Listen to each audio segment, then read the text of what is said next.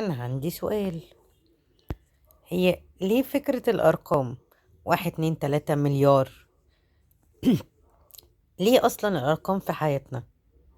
عشان نقيم الأشخاص، ولا عشان نعد الفلوس، ولا عشان نعد الأيام اللي عمالة تمر، ولا ليه أفضل أنا؟ والله بجد يعني أنا لسه بنوتي سألاني: ماما هو ليه اخترعوا أصلا الأرقام دي؟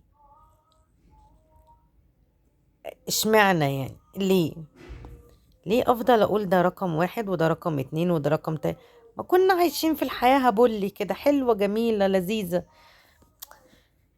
بجد فكرة الارقام دي سخيفة جدا. نرجع للايام العصر الحجري بقى، عارفين انتوا القصة دي؟ بجد حوار الارقام ده شخصية مستفزة قوي بجد. اللي عارف يجاوبني بسرعة بسرعة بسرعة.